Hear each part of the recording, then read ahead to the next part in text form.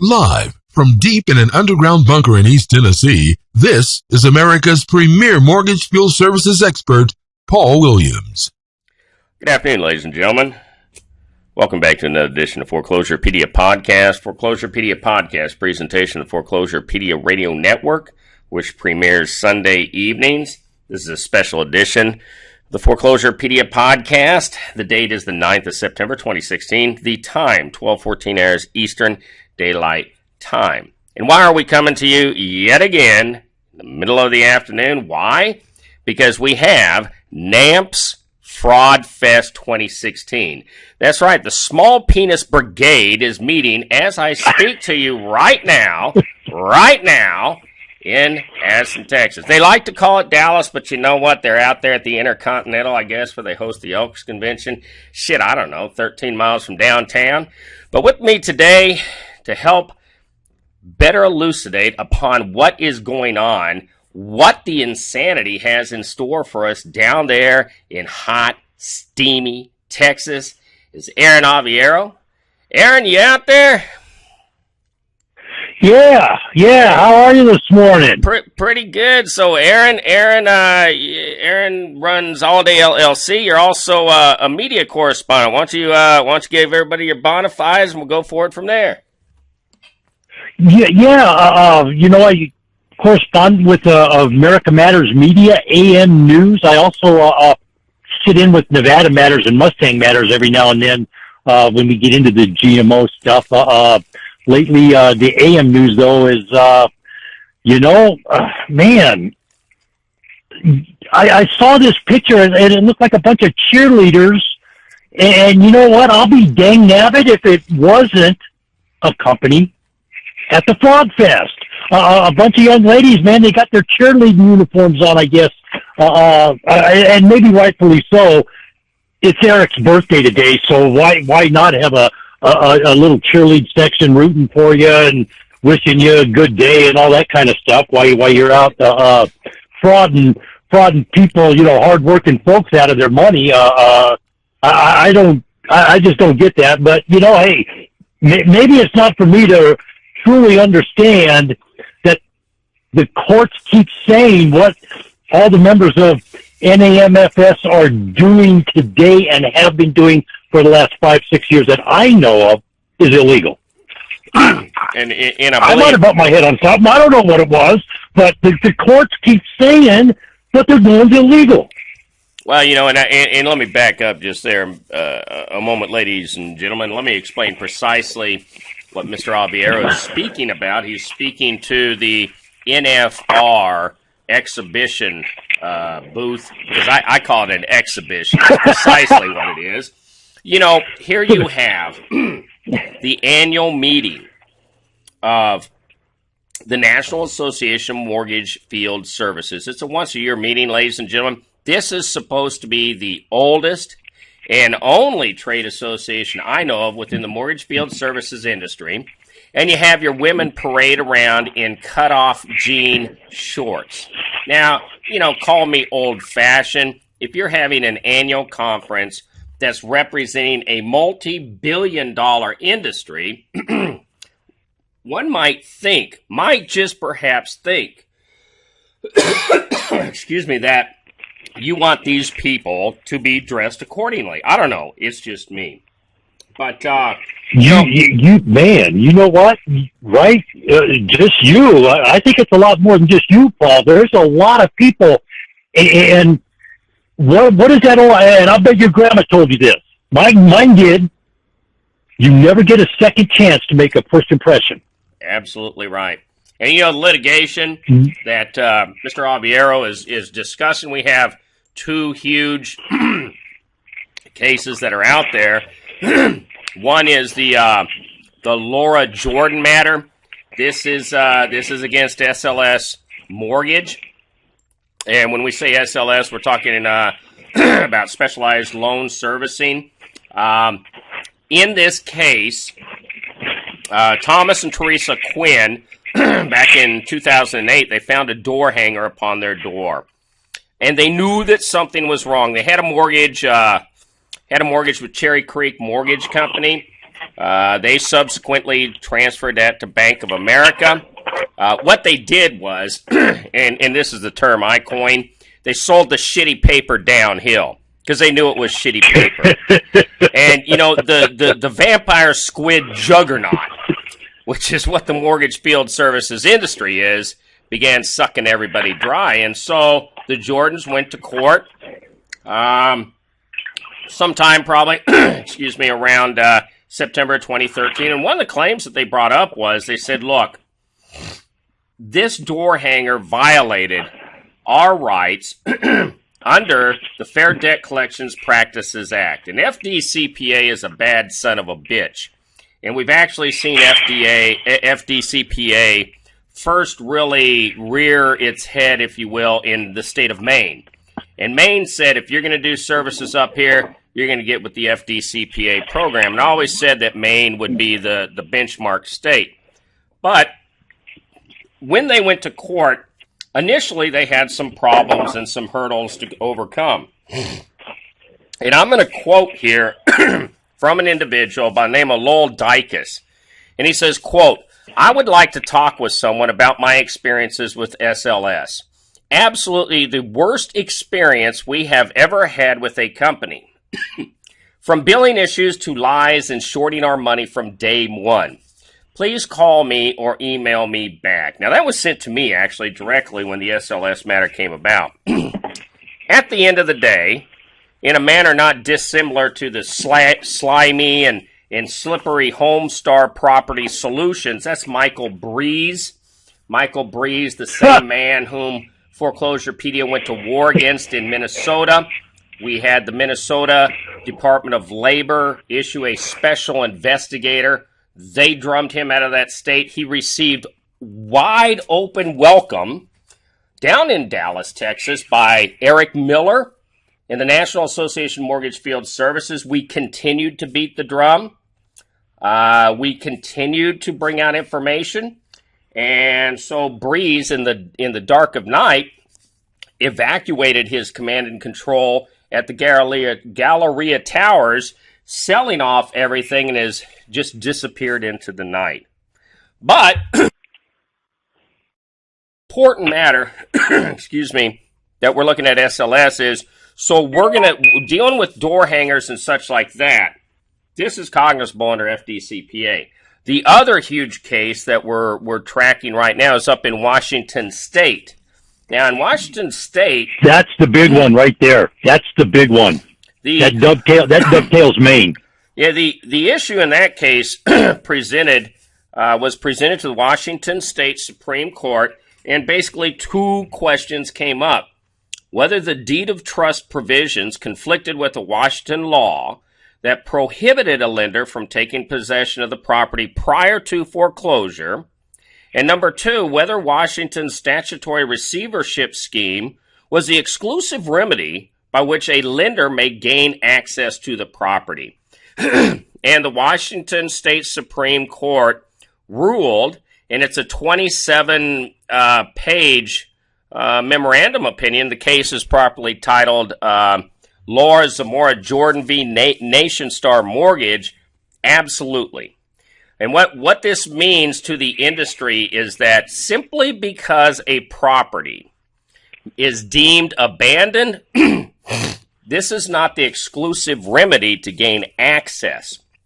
And the Washington State Supreme Court, in my humble opinion, and I'm neither a lawyer nor giving legal advice, they hung their hat in two spots. The first spot was basing and properly couching the opinion under Washington state law. Excuse me. I apologize. I have some pretty bad allergies today.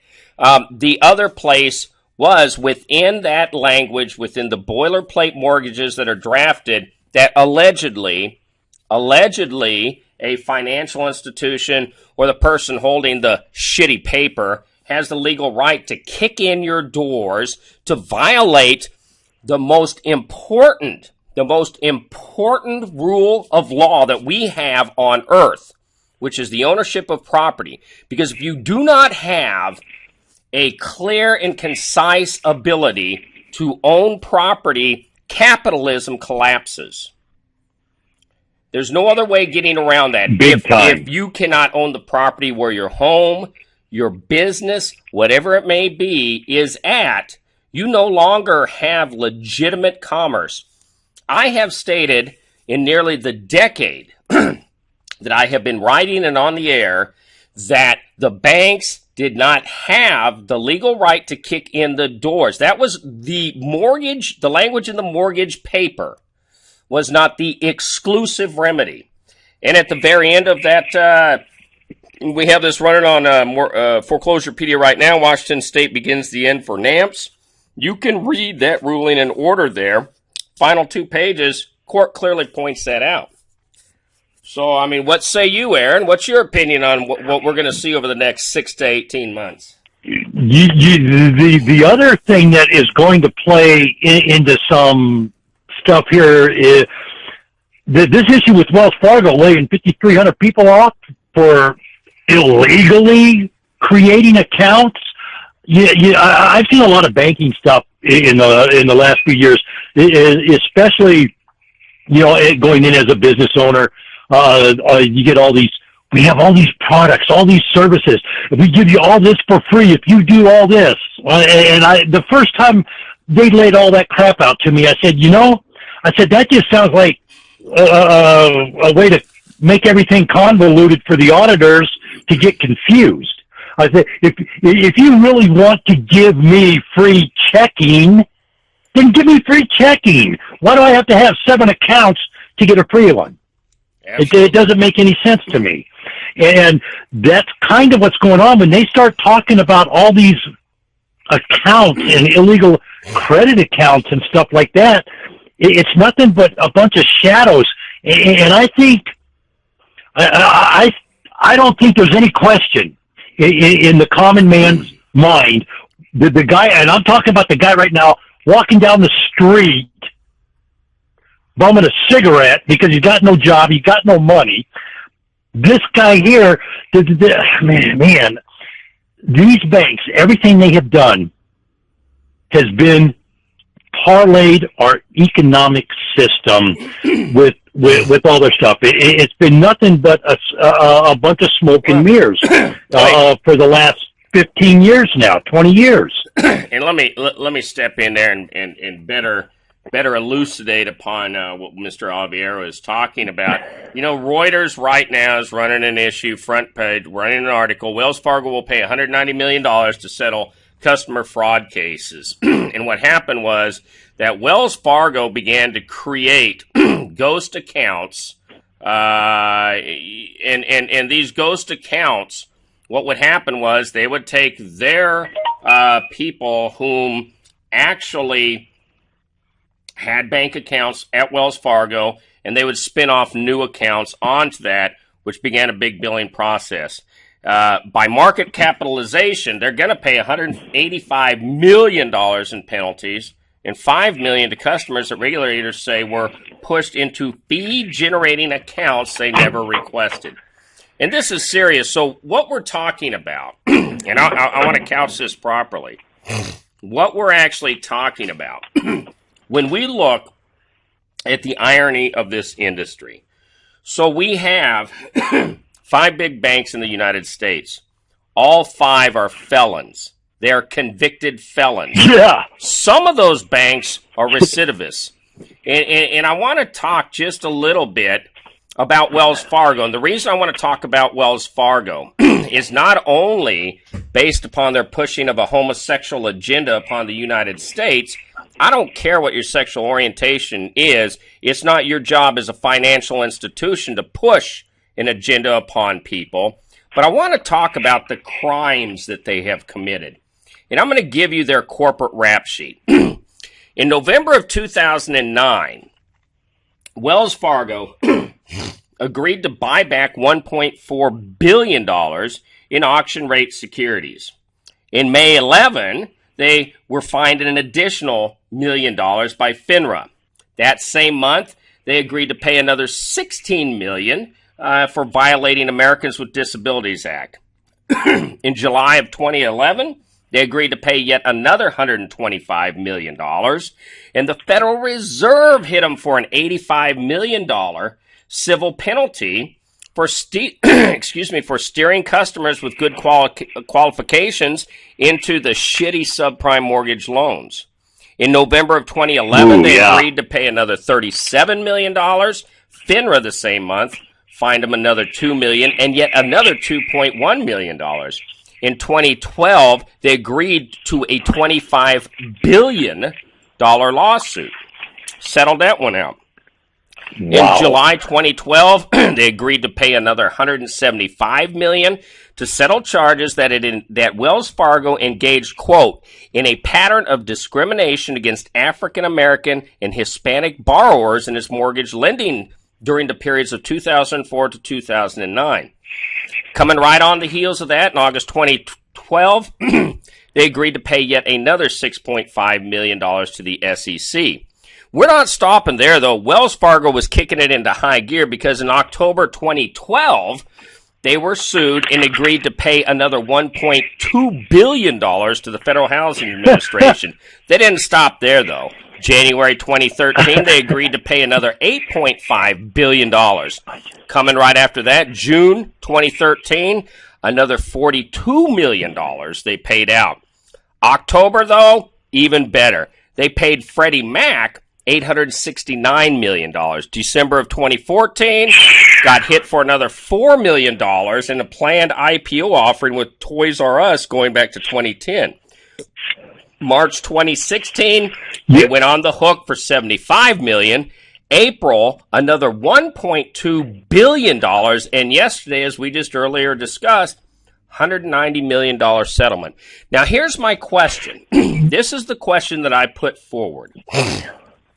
Wells Fargo, basing upon the fact that there are no municipal, county, state, or federal rules or regulations requiring background checks of contractors, Wells Fargo far exceeds the definition of a felon and a recidivist. And yet they work with Aspen Grove Solutions to force $180 to $100 background checks, depending on what state you're in, and yet the same outfit used, which is First Advantage, charges $7.30 in the state of Arizona to get a general contractor's background check, which is far more superior. I don't know. Help me out here, Aaron. Explain to the Foreclosurepedia nation what's going on. You know what? Let's put something in perspective. So you threw some huge numbers.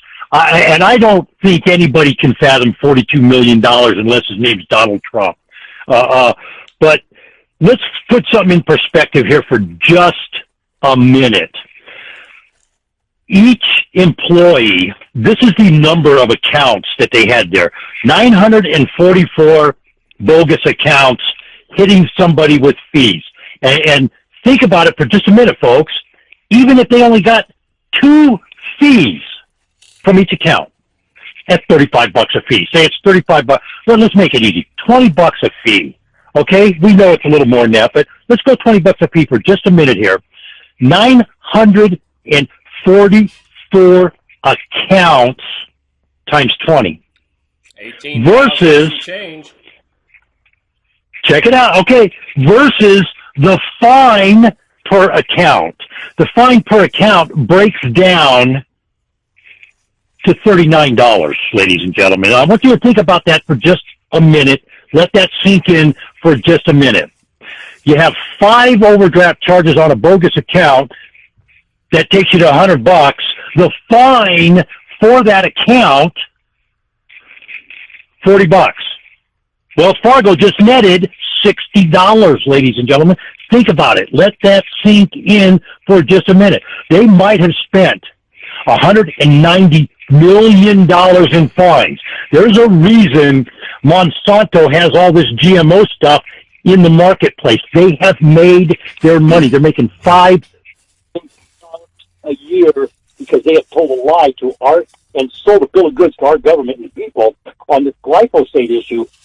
It's the same thing Wells Fargo just did. How much money?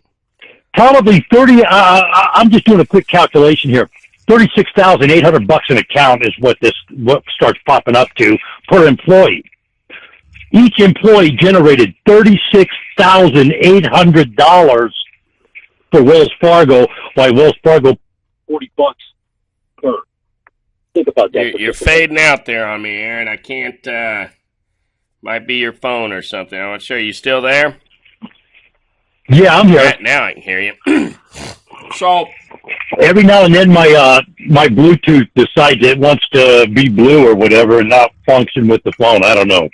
So getting back onto the NAMFS Fraud Fest, ongoing now in Dallas, Texas. You know, I just checked the weather report. So what I hear is that they're taking the small penis brigade and they're loading them up in cattle carriers and they're shipping them out to the Circle R Ranch. It's going to be 92 degrees when these people get out there. And I presume they're going to wallow in the mud and the dirt like hippopotami. But I don't know. I mean, I'm trying to figure out the disjointed orgy that has now become the NAMFS Fraud Fest. I mean, there's no longer anything that even happens. As a matter of fact, I went through all of their breakout sessions.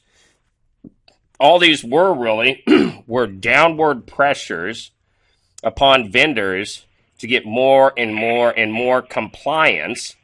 I don't hear anything about pricing or about paying people. I mean, have I been missing this, or have you seen somewhere that talking about? You know, I think we're about to hear something about pricing and paying people. That last decision that just came out, that the last ruling. Oh gosh, I'm drawing a blank. I wrote on it too. I'm coming up on a hard break. Let's do this, ladies and gentlemen. It's Foreclosurepedia podcast. Presentation Foreclosurepedia Radio Network, which premieres each Sunday evening. We're speaking with Aaron Aviero, owner of All Day LLC.